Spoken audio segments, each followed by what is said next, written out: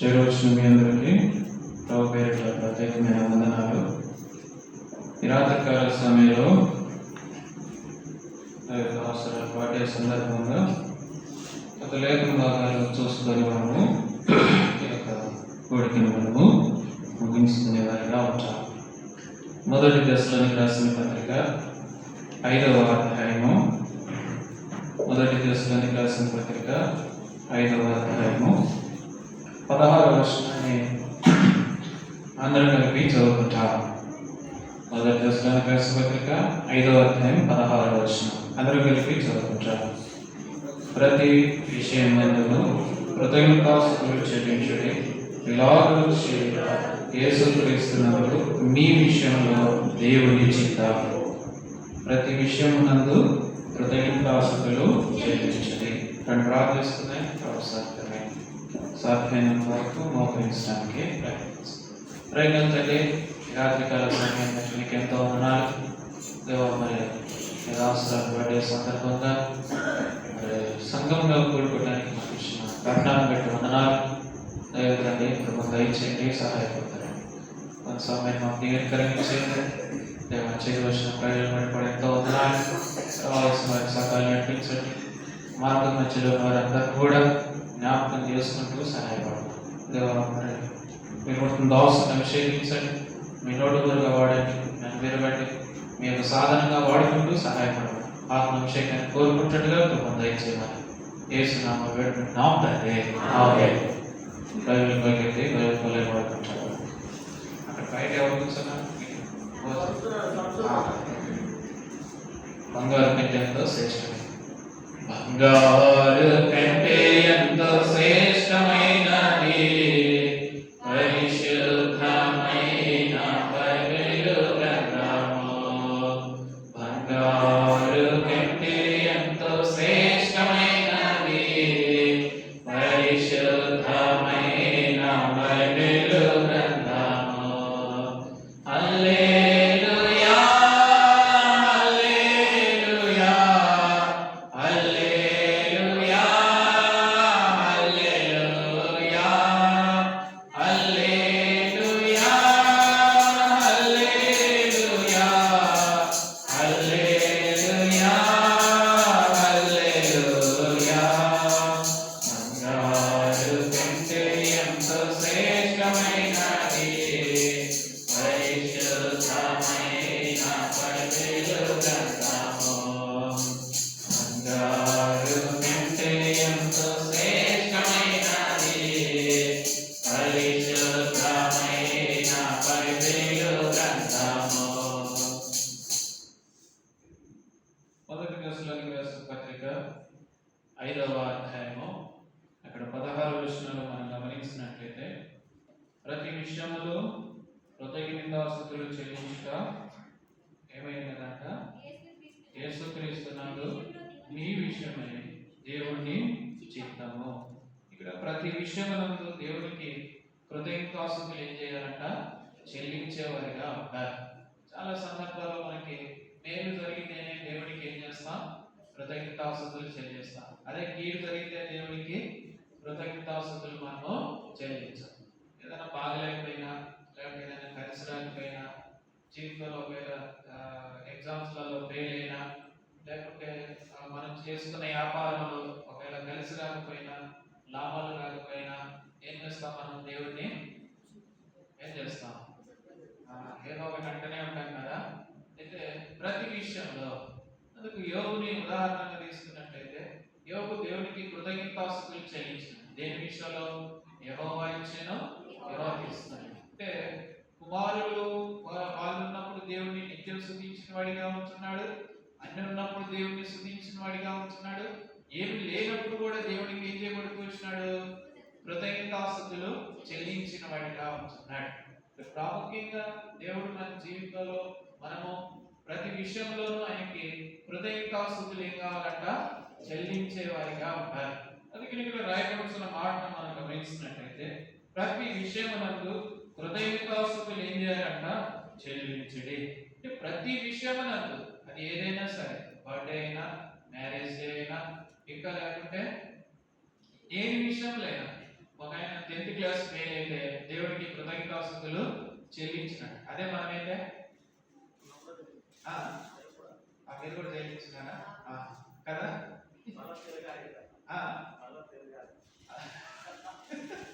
కదా ఏంటంటే దేవుడికి అందరినీ సంఘం అందరినీ పిలిపించి మీటింగ్ పెట్టించినాడు అంట. ఏమని? మా అబ్బాయి ఏం చేయబడుతూ వచ్చినాడు, 10th క్లాస్ లో ఫెయిల్ అయినాడు కదా. అంటే అందరు పాస్ అయితేనే పెట్టించుకుంటారు, కానీ ఆయన మాత్రం ఏం చేయబడుతూ వచ్చినాడు, ఫెయిల్ అయితే కృతజ్ఞతాస్తుతులు చెల్లించినాడు.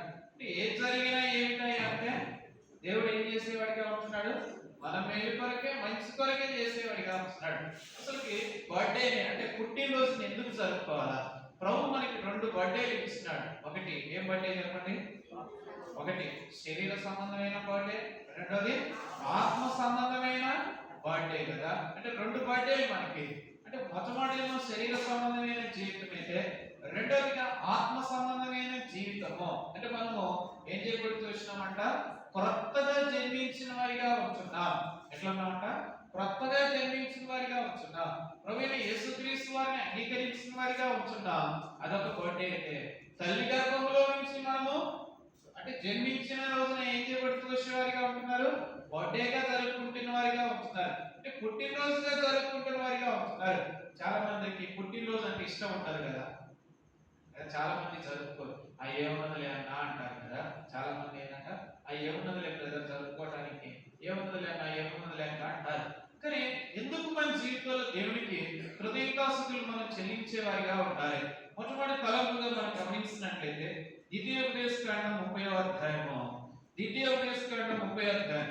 ఎందుకు దేవునికి మనము కృతజ్ఞతాస్తుతులు మనం చెల్లించే వారిగా ఉండాలి?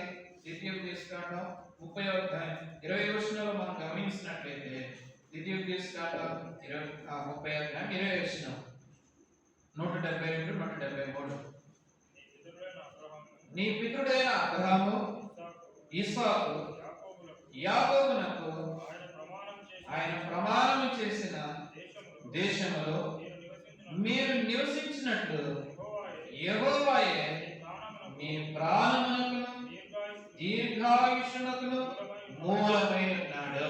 ఇక్కడ ఎందుకు దేవునికి మనము కృతజ్ఞతాస్తుతులు మనం చెల్లించే వారిగా ఉండాలి అంటే, ఇక్కడ రాయబడుతున్న మాట మనం గమనించినట్లయితే, నీ పితరులైన అబ్రహాము, ఇస్సాకు, యాకోబులకు ఆయన ప్రమాణం చేసిన దేశంలో మీరు ఏం చేయబడుతూ వస్తున్నారంట, నివసించినట్టు. మొట్టమొదటిగా ఈ భూమి మీద మనం ఏం చేయబడుతూ వస్తున్నామంట, నివసిస్తున్న వారిగా ఉంటున్నాం. చూడండి, లోకంలో అనేక మంది ఉన్నారు కదా, మన కళ్ళ ముందు అనేక మంది కనిపిస్తున్న వారిగా ఉంటున్నారు. కానీ దేవుడు మాత్రము ఈ లోకంలో మనల్ని ఏం చేయబడుతూ వచ్చిన వాడిగా ఉంటున్నాడే అంటే, జీవింపజేస్తున్న వాడిగా ఉంటున్నాడు. ఏం చేయబడుతూ వస్తున్నాడంట, జీవింపజేస్తున్న వాడిగా ఉంటున్నాడు. అంటే ఆనాడు అబ్రహాము, తర్వాతకి ఇస్సాకు, తర్వాతకి యాకోబులకి ప్రమాణం చేసిన వాడిగా ఉంటున్నాడు. అంటే ఆనాడు ఈ భూమి మీద మానవులందరితో దేవుడు, ఆనాడు మన పితరులైన వారితో దేవుడు ప్రమాణం చేస్తున్న వాడిగా ఉంటున్నాడు. అయితే ఇక్కడ మనం గమనించినట్లయితే ఈ ప్రమాణ భూమిలో మనం ఏం చేస్తున్నామని అంటే, నివాసం చేస్తున్న వారిగా ఉంటున్నాం. ఏం చేయబడుతూ వస్తున్నాం అంటే, మనము నివాసం చేస్తున్న వారిగా ఉంటున్నాం. అయితే ఇక్కడ రాయబడుతున్న మాట మనం చూసినట్లయితే చూడండి, యెహోవాయే నీ ప్రాణమునకును నీ దీర్ఘాయుష్యునకును మూలమై ఉన్నాడు. అంటే ఇక్కడ దేవుడు ఏమై ఉన్నవాడిగా ఉంటున్నాడు అంటే, మన ప్రాణమునకు. ఎవరి ప్రాణమునకంట? మన ప్రాణము కదా. మన ప్రాణము బైబిల్ గ్రంథంలో మనం చూసినట్లయితే దేవుడు దేంతో పోల్చిన వాడిగా ఉంటున్నాడు? దేంతో పోల్చినాడు? గడ్డి లాంటిది, ఆవిరి లాంటిది, తర్వాతకి రాసు మీద ధూళి లాంటిది, నీళ్ళ లాంటిది, తర్వాతకి నీటి ఆవిరి లాంటిది, నీటి బుడగ లాంటిదో, గడ్డి పూ లాంటిదో పోల్చిన వాడిగా ఉంటున్నాడు. మానవునిక ఆయుసు, మానవునిక జీవితము అది ఎలాంటిది అంటే కొంతకాలమే ఉండేదిగా ఉంటుంది. కొంతకాలమే మనం ఈ లోకంలో జీవించే వారిగా ఉంటాం. అయితే ఇక్కడ మనం గమనించినట్లయితే మన జీవితంలో మనం చూసినట్లయితే ఈ భూమిపై దేవుడు మనకి ఏం అనుగ్రహించిన వాడిగా ఉంటున్నాడు అంటే, ఆయుష్ను అనుగ్రహించిన వాడిగా ఉంటున్నాడు. మొట్టమొదటిగా ఎందుకు దేవునికి మనం కృతజ్ఞతాస్తుతులు మనం చెల్లించే వారిగా ఉండాలి? మొట్టమొదటిగా మనం దేవునికి ఎందుకు ప్రతి విషయంలో దేవునికి కృతజ్ఞతాస్తుతులు అంటే మన ఆయుష్ని ఆయన ఏం చేయకూడదు తోసిన వాడిగా ఉంటున్నాడు, మూలమైన వాడిగా ఉంటున్నాడు. అంటే ఆయన ఆయుష్లకు మూలమైన దేవుడిగా ఉంటున్నవాడిగా ఉంటున్నాడు. కొంతమంది ఇంటికి పోతే అన్న ఇది మేలు భూము అన్న అంటారు, ఇది మేలు అన్న అంటారు కదా, ఇది ప్రాముఖ్యమైనదన్న అంటారు, ఇది మూలమైనదన్న అంటారు. ఏమంటారు? ఇది మూలమైంది, ఇది ప్రాముఖ్యమైంది అంటారు.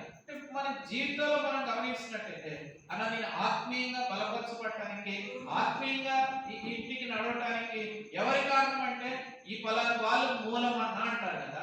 ఏమంటారు? పలాని వాళ్ళు మూలం. మంచికైనా మూలం అంటారు, చెడుకైనా ఏమంటారు? మూలం అంటారు. అయితే ఇక్కడ మొట్టమొదటి అనుభవంగా మనం గమనిస్తున్నట్టయితే ఆయన మనల్ని భూమి మీద నివాసింపజేస్తున్న వాడిగా ఉంటున్నాడు.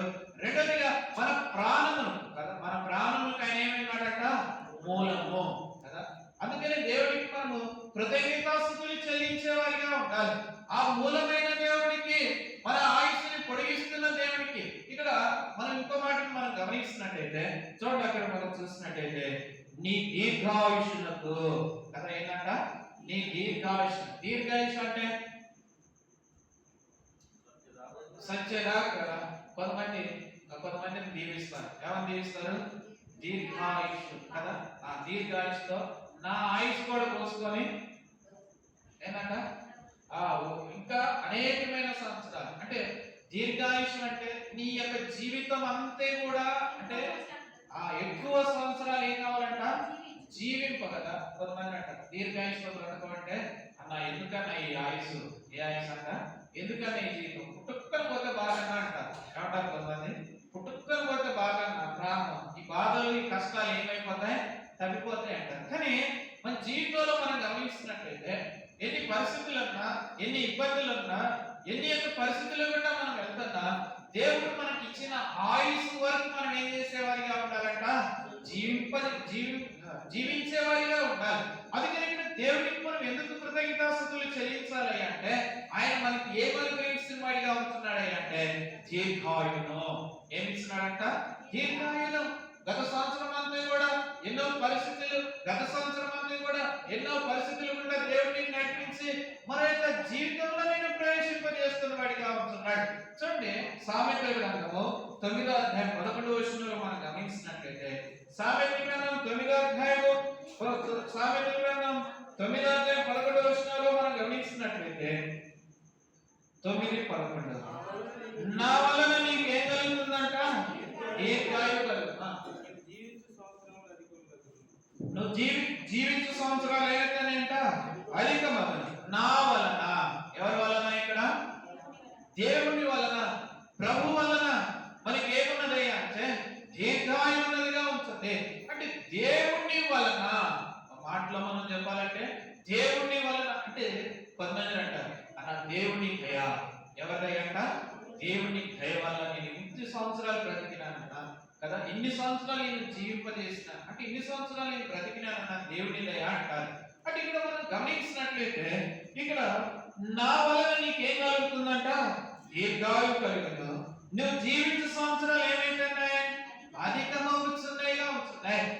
జీవించే సంవత్సరాలు అంటే మనం బ్రతికే దినాలు కానీ, మనం బ్రతికే రోజులు కానీ, మనం బ్రతికే సంవత్సరాలు కానీ ఏమైతున్నాయంటే అవి అధికమవుతున్నాయిగా ఉంటున్నాయి. ఏమవుతున్నాయంటే అవి అధికమవుతున్నాయిగా ఉంటున్నాయి. అందుకనే ద్వితీయోపదేశకాండం 30వ అధ్యాయం 20వ వచనంలో మనం గమనించినట్లయితే మన పితరులతో చేసిన ప్రమాణాన్ని, మన వారితో చేసిన ప్రమాణాన్ని మనం చూసినట్లయితే అబ్రహాము, ఇస్సాకు, యాకోబులతో చేసిన ఏమిటంట? నిబంధన కానీ, ప్రమాణం కానీ ఈ దేశంలో మనల్ని ఏం చేయబడుతూ వస్తున్నాడంట? నివసింపజేస్తున్న వాడిగా ఉంటున్నాడు. మన ఆయుష్, మన ప్రాణములకు ఆయన ఏమైనాడంట? మూలమే ఉన్నవాడిగా ఉంటున్నాడు.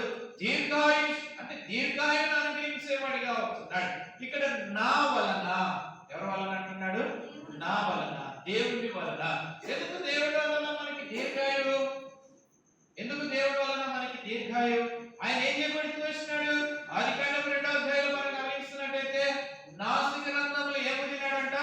జీవాయువును తిన్నాడు. నరుడు ఏమైనాడంట? జీవాత్మైన వాడిగా ఉంటున్నాడు. అందుకే ఆయన మన జీవితంలో చేసిన కార్యములు, ఆయన మన జీవితంలో చేసిన ఉపకారములు అన్నిటిని మనం జ్ఞాపకం చేసుకున్నట్టయితే మనకి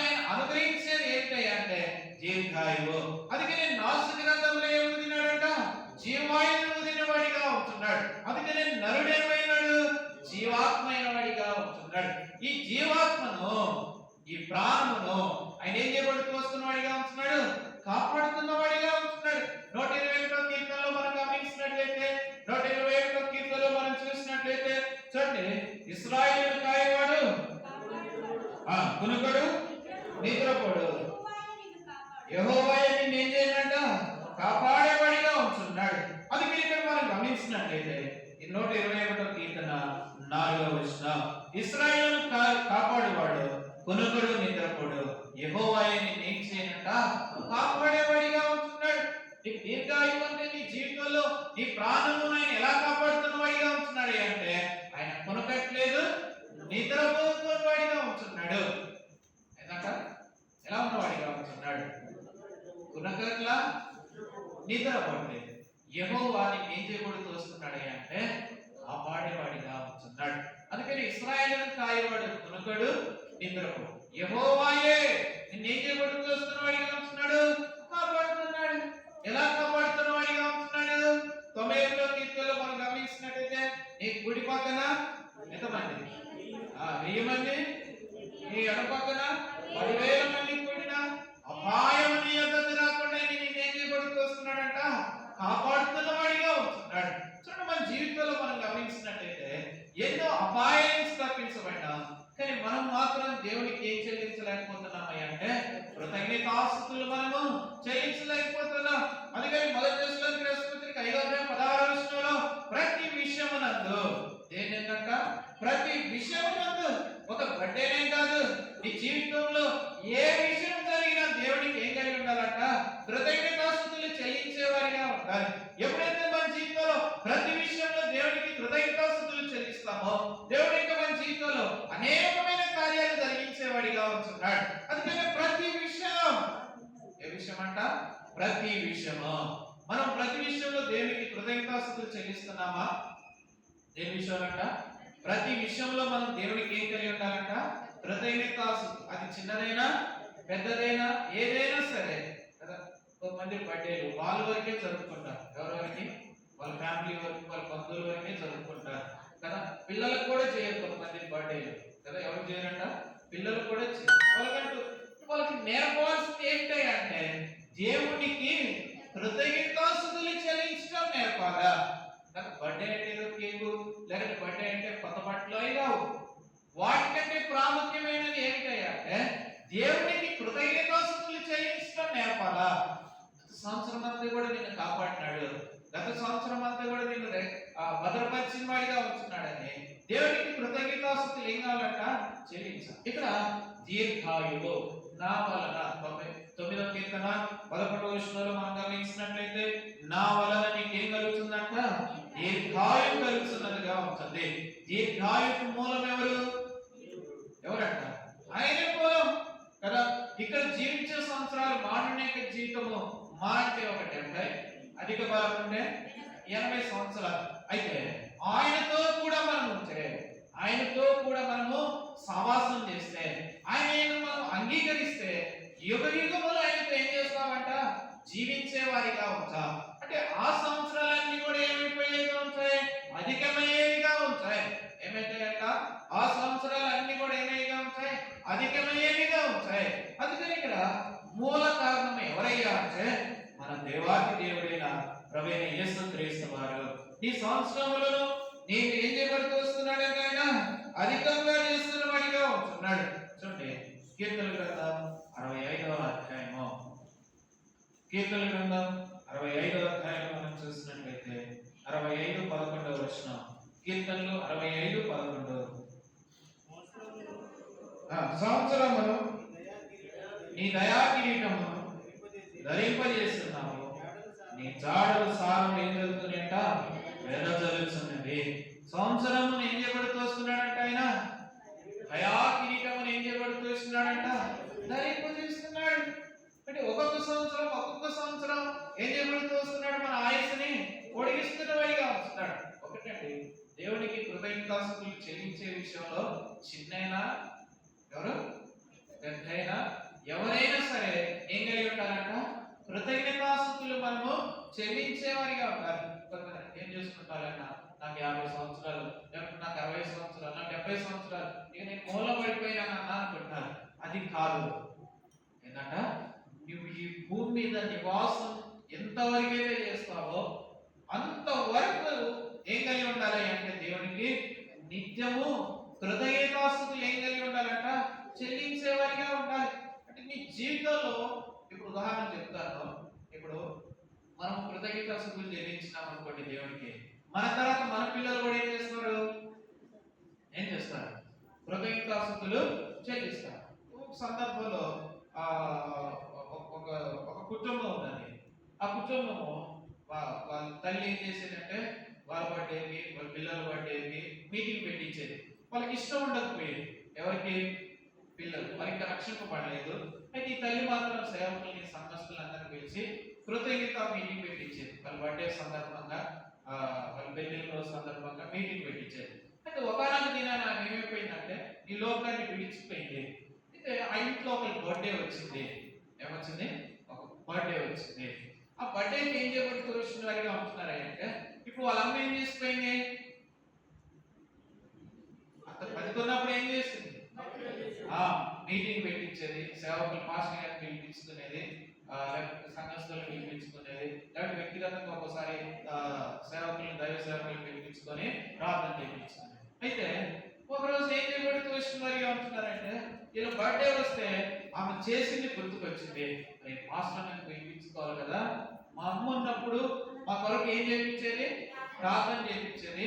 అయితే ఈ రోజు కూడా ఏం చేయకూడదు, మా ఇంటికి అనాలి.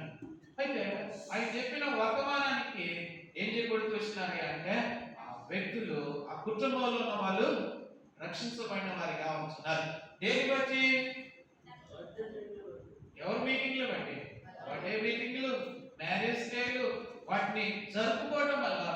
అంటే అదేం తప్పేం కాదు. ఏంటది? దేవుడికి కృతజ్ఞతాస్తుతులు చెల్లించే విషయంలో ఏదైనా సరే ఏ కలిగి ఉండాలంటే, దేవుడికి మనము కృతజ్ఞతాస్తుతులు మనము చెల్లించేవారిగా ఉండాలి. అంటే ప్రతి విషయంలో దేవుడికి కృతజ్ఞతాస్తుతులు ఏం కావాలి అంటే చెల్లించేవారిగా ఉండాలి. అందుకని ఇక్కడ ఏం చేయబడుతుంది? రాయబడుతున్నది, సంవత్సరమున ఏం చేయబడుతూ వచ్చినాడంట? దయాకిరీటముగా మనకు అనుగ్రహిస్తున్నాడు. అంటే సంవత్సరం అంతా కూడా ఏమని అనుగ్రహిస్తున్నాడు మనకి?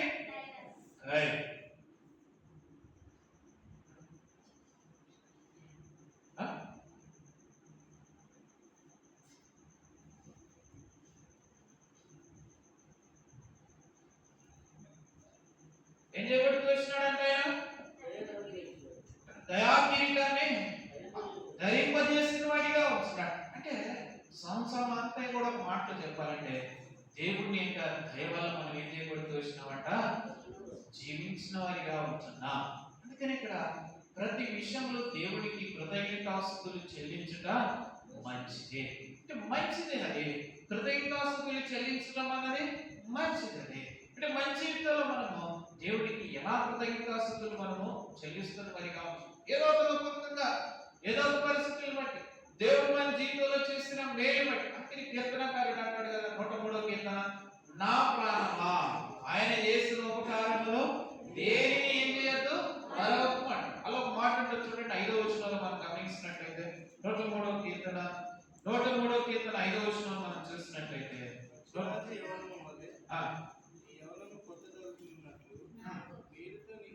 4వ వచనం, 4వ వచనం,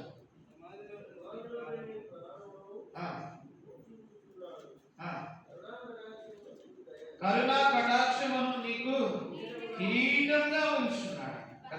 పక్షిరాజు యవనం వలె నీ యవనంలో కొత్తగనొచ్చు, మేలుతో నీ హృదయం ఏం చేయబడుతున్నాడట? తృప్తి పరుస్తున్నాడు. అంటే ప్రభు ఇక్కడ మన జీవితంలో మేలుతో మన హృదయాన్ని ఏం చేయబడుతూ వస్తున్నాడంట? తృప్తి పరుస్తున్న వాడిగా ఉంటున్నాడు. దేనితో తృప్తి మన జీవితంలో? దేవుని యొక్క వాక్యం చేత తృప్తి, ఆయన మాట చేత తృప్తి. అంటే ప్రతి విషయంలో మనం ఏం చేయబడుతూ వస్తున్నాడంటే ఆయన తృప్తి పరుస్తున్న వాడిగా ఉంటున్నాడు. అంటే మన జీవితంలో ఆయన అనేకమైన కార్యములు జరిగించిన వాడిగా ఉంటున్నాడు. కరుణనే కటాక్షాన్ని ఏం చేయబడుతూ వస్తున్నాడంట? కిరీటముగా అనుగ్రహించిన వాడిగా ఉంటున్నాడు. అందుకనే మనము మన జీవితంలో దేవుడికి వేళవేళలా దేవుడికి ఏం కలిగి ఉన్నాడంట? కృతజ్ఞతాస్తుతులు మనము చెల్లించేవారిగా ఉండాలి. అందుకని ఇక్కడ మనం చూసినట్లయితే మేలుతో నీ హృదయాన్ని ఏం చేయబడుతూ వచ్చినాడంట? తృప్తిపరిచిన వాడిగా ఉంటున్నాడు. దేవునికి ఎంతున్నా ఏముండదంటే తృప్తి ఉండదు. ఏముండదు? ఎంతున్నా తృప్తి ఉండదు. ఒకసారి ఒక ఆయన ఫంక్షన్ పిలిచినాడంట.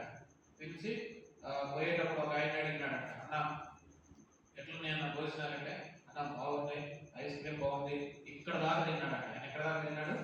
ఇక్కడ దాకా తిన్నాడంట. తిని అన్ని బాగున్నాయి అన్న, ఒకటి మాత్రం లేదన్న. ఏంటది? ఒకటి మాత్రం లేదన్న, అది ఉంటే ఇంకా బాగుండేదన్న అన్నాడు. ఈ పెళ్లి పిలిచిన ఆయనకి కొంచెం బాధ అనిపిస్తుంది. ఇన్ని చేసిన, మటన్ బిర్యానీ చేసిన, చికెన్ బిర్యానీ చేసిన, ఫ్రాన్స్ బిర్యానీ చేసిన, మళ్ళీ వెజ్ లో చేసిన, అన్ని ఐస్ క్రీమ్ పెట్టించిన, ఒకటి ఏం లేదా అన్న? ఏం లేదా అంటే ఏం లేదన్న, గోంగూర చికెన్ ఉంటే ఏంటంట, గోంగూర చికెన్ ఉంటే ఏముంటది? ఇంకా బాగుండేదన్న అన్నాడు. అంటే మనిషికి ఏమీ లేదు, తృప్తి అన్నది లేదు. ఆయనకి దేనితో పోయింది? ఫ్యాన్స్ ఉన్నది, అంటే రొయ్యల కూర ఉన్నది, తర్వాతకి మటన్ ఉన్నది, తర్వాతకి చికెన్ బిర్యానీ అన్నీ ఉన్నాయి. కానీ ఆఖరికి దేని కాడ తృప్తి లేదంట? గోంగూర చికెన్ కాడ తృప్తి లేదంట. కానీ దేవుడు మాత్రం మన జీవితంలో దేనితో తృప్తిపరిచినాడు? ఆయన వాక్యం చేత. ఆయన వాక్యం చేత మనకి ఏమన్నదంట? తృప్తి. అందుకనే నీ వాక్యమే నన్ను బ్రతికించును, బాధల్లో నాకు ఏం కలగజేస్తుంది? నెమ్మది కలగజేస్తుంది. దేవుడు నీకు వాక్యం మన జీవితంలో ఏమిస్తుంది అంటే నెమ్మది కలగజేస్తున్నదిగా ఉంచదే. అందుకని ఆయన మేలుతో మన హృదయాన్ని చేసిన వాడిగా ఉంటున్నాడు, తృప్తిపరిచిన వాడిగా ఉంటున్నాడు. అందుకని మన జీవితంలో దేవునికి ప్రతి విషయంలో ఏం కలిగి ఉండాలా? కృతజ్ఞతాస్తుతులు మనము చెల్లించేవారిగా ఉండాలి. అందుకని మన జీవితంలో వేళవేళలా నిత్యము నిరంతరము ఆయనకి కృతజ్ఞతాస్తుతులు మనం చెల్లించేవారిగా ఉండాలి. అందుకని ఇక్కడ మనం గమనించినట్లయితే 103వ కీర్తన 5వ వచనంలో మనం చూసినట్లయితే మేలుతో నీ హృదయాన్ని ఏం చేయబడుతూ వస్తున్నాడంట? తృప్తి పరుస్తున్న వాడిగా ఉంటున్నాడు. ఈ జీవితంలో ప్రతి విషయంలో కృతజ్ఞతాస్తుతులు చెల్లించు. అది మేలే జరగని, కీడే జరగని, అది బర్త్డే అయినా, మ్యారేజ్ డే అయినా, నీ పిల్లల పుట్టినరోజు అయినా, నీ పిల్లల మ్యారేజ్ డే అయినా, ఏదైనా సరే నీ జీవితంలో ఏది సంపాదించినా, నీ జీవితంలో ఏది వచ్చినా నీ ఇంటికి దేవుడికి ఏం కలిగి ఉండాలంట?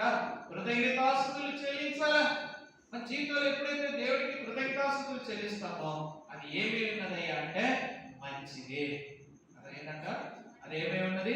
మంచిది. అందుకని మొదటి దశలోని రాసిన పత్రిక 5వ అధ్యాయం 16వ వచనంలో మనం గమనిస్తున్నట్లయితే, మొదటి దశలోని రాసిన పత్రిక 5వ అధ్యాయం ప్రతి విషయం అందులో దేవుడికి ఏం కలిగి ఉండాలంట? కృతజ్ఞతాస్తుతులు ఏం కలిగి ఉండాలంట? చెల్లించేవారిగా ఉండాలి. ప్రతి విషయమునందు, ఏ విషయమునంత? ప్రతి విషయమునందు దేవుడికి కృతజ్ఞతాస్తుతులు ఏం కావాలంట? చెల్లించేవారిగా ఉండాలి. యేసుక్రీస్తు నందు మీ విషయంలో దేవుడిని చిత్తము. ఎన్నిసార్లు దేవుడిని చిత్తాన్ని మనము త్రోసివేసిన వారిగా ఉంటున్నాం?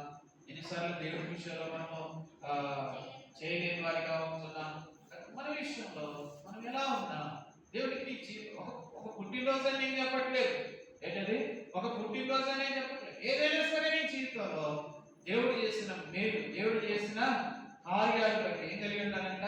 కృతజ్ఞతాస్తుతులు మనము చెల్లించేవారిగా ఉండాలి. ఇది మన జీవితంలో మనము ఎలా ఉన్నవారిగా ఉంటున్నాం?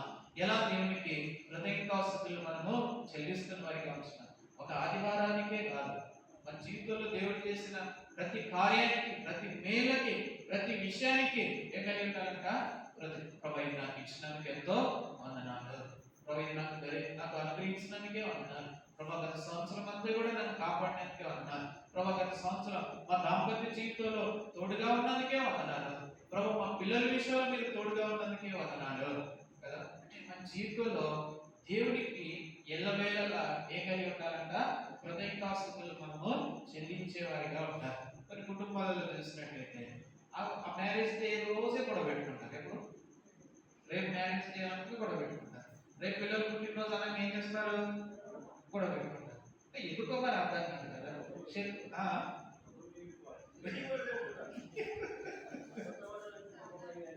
ఏదన్నా ఏం చేస్తారు? బర్త్డే అంటే ఏం కలిగి ఉండాలంట? కొత్తబడి. అప్పటిదాకా బాగానే ఉంటారు. ఇప్పటిదాకా రేపు అనగా దాకా బాగానే ఉంటారు. అప్పటిదాకా ఏమైందో తెలియదు కదా. అంటే శత్రువు కూడా సంతోషాన్ని ఏం చేస్తాడంట, దొంగలిస్తాడు. ఒకళ్ళు మ్యారేజ్ డే అంట, వాళ్ళు మ్యారేజ్ డే రోజు ఏం చేయకూడదు వస్తున్నారు, గొడవ సేవకుడు పోయినాడంట అటంట ఏనా ఏంటంట అంటే happy marriage day brother, happy marriage day అంటే ఏ ఉందిలే అన్నా ఎక్కడనుకుంటుంది ఏంటంట మ్యారేజ్ చేయాలట. సరేలేట ప్రార్థన అయితే చేయండి, ఏం చేయాలట ప్రార్థన అయితే అది మాత్రమే కావద్దు. వీళ్ళు ఎట్లుంటారు, వీళ్ళు ఎట్లుంటారు ఆ సేవకుడు సేపు ఆయన పోయిన తర్వాత మళ్ళా ఏంటంట అడిగా దేవుడికి మనం ఏం కలిగి ఉన్నాం కదా, ఏం కాదా ఎవరైనా సరే అండి. ఒకవేళ కొన్ని సందర్భాల్లో శత్రువు కూడా మన సంతోషాన్ని ఏం చేస్తాడు, దొంగలిస్తాడు. భార్య అయినా భర్త అయినా పిల్లలైనా ఎవరైనా సరే ఏం కావాలంట, చదువుకొని పో. ఎందుకంటే సంవత్సరం అంతా కూడా కష్టాల్లో, పరిస్థితుల్లో, వ్యాధి బాధల్లో భార్యలుగా భర్తలుగా ఎట్లుంటారంట, ఎన్నో పరిస్థితుల్లో తోడుగా ఉంటారు. అలాంటి పరిస్థితులలో వారి జీవితంలో ఏం కలిగి ఉండాలంట, దేవుడికి ఇద్దరు కలిసి ఏం చేయాలంట, కృతజ్ఞతాస్తుతులు చెల్లించాలి. పిల్లలు బర్త్డే అయితే ఏం కలిగి ఉండాలా, వాళ్ళు కూడా దేవుడికి కృతజ్ఞతాస్తుతులు చెల్లించేవారి. అది ప్రాముఖ్యమైనది. అది మనం కూడా ఏం చేయాలంట, నేర్పించాలి. పిల్లలకి ఏం చేయాలంట, నేర్పించాలి. అప్పుడే మన జీవితంలో మనము మా తరానికి కానీ భవిష్యత్ తరాలకు కానీ వాళ్ళు కూడా దేవుడికి ఏం చేస్తారంట, కృతజ్ఞతాస్తుతులు చెల్లించేవారిగా ఉంటారు. అందుకనే ఈ విషయమని కాదు, దైవదాసులు పడ్డేదని కాదు, ఏ విషయంలో దేవుడికి మనం ఏం కలిగి ఉండాలా, కృతజ్ఞతాస్తుతులు చెల్లించేవారిగా ఉంటారు. ప్రతి విషయంలో, ఏ విషయంలో అంట, ప్రతి విషయం. ఇప్పుడు చెప్పండి, ఎందుకు దేవుడికి కృతజ్ఞతాస్తుతులు చెల్లించాలో? మొట్టమొదటిగా భూమి మీద మనం ఏం చేస్తున్నాం, నివాసం చేస్తున్నందుకు మనం దేవునికి కృతజ్ఞతాస్తుతులు చెల్లించాలి. రెండోదిగా ఎందుకు కృతజ్ఞతాస్తుతులు, ఆయన మన ప్రాణములకు మూలం. రెండోదిగా దీర్ఘాయువులకని ఏమన్నాడంట, మూలమై ఉన్నాడు కదా. నాలుగోదిగా ఏమన్నదంట, సంవత్సరం ఏం చేయబడుతూ వస్తున్నాడు, కిరీటంగా అనుగ్రహిస్తున్నాడు కదా. మన హృదయాన్ని ఏం చేయబడుతూ వస్తున్నాడంట, మేలుతో తృప్తి పరుస్తున్నాడు. అందుకని మన జీవితంలో మనం దేవునికి ఏం కలిగి ఉండాలంట, కృతజ్ఞతాస్తుతులు మనము చెల్లించి ప్రతి విషయంలో మన జీవితంలో గత సంవత్సరాలు ఇంకా ఎప్పుడైనా దేవుడి కృతజ్ఞతాస్తుతులు చెల్లించలేకపోయినామేమో, పుట్టినరోజులకు కానీ మ్యారేజ్ డేలకు కానీ నీ జీవితంలో కలిసి వచ్చిన దినాలు కానీ అన్ని ఇచ్చిన దినాలు కానీ లేదా కోల్పోయిన దినాలు కానీ దేవుడికి కృతజ్ఞతాస్తుతులు చెల్లించలేకపోయినామేమో. అయితే ఇప్పటి నుంచైనా నీ జీవితంలో కృతజ్ఞతాస్తుతులు ఏం కలిగి ఉంటారంట, చెల్లించేది. అయితే నీకు దీర్ఘాయువు కావాలంటే ఆయన నువ్వు సొంత రక్షకుడికి ఏం కలిగి ఉండాలంట, అంగీకరించే వ్యక్తిగా ఉండాలి. ఇక్కడ దీర్ఘాయువు తర్వాత ఆయనతో కూడా ఏం చేస్తామంట, మనము నివాసం చేసేవారు. యుగ యుగముల నివాసం. ఎన్ని యుగాలంట, యుగ యుగములు దేవునితో నివాసం చేసేవారిగా ఉంటాం. కాబట్టి మనం దేవునికి ఎల్లవేళ కృతజ్ఞతాస్తుతులు చెల్లించేవారిగా ఉండాలి. మొదటి దశలోనికి రాసిన పత్రిక 5వ అధ్యాయము, మొదటి దశలోనికి రాసిన పత్రిక 5వ అధ్యాయం 16వ వచనాన్ని అందరం కలిపి చదువుకుంటాం. మొదటి దశలోనికి రాసిన పత్రిక 5వ అధ్యాయం 16వ వచనం, ప్రతి విషయమునందును కృతజ్ఞతాస్తుతులు చెల్లించుడి, ఇలాగూ చేయుట యేసుక్రీస్తునందు మీ విషయంలో దేవుని చిత్తము. ఏంటంట, దేవుని యొక్క చిత్తం. ఏమిటి దేవుని యొక్క చిత్తం? కృతజ్ఞతాస్తుతులు చెల్లించడం. జీవితంలో కూడా ఎల్లవేళలా కృతజ్ఞతాస్తుతులు చెల్లించేవారిగా ఉంటారు. దేవుడు తన వాక్యాన్ని దీవించిన. దయచేసి ఒక బ్రదర్, ఒక సిస్టర్ క్లుప్తంగా వాక్యం వెలుగులో ప్రార్థించిన తర్వాత దైవదాసులను ఆరాధన చేసుకొని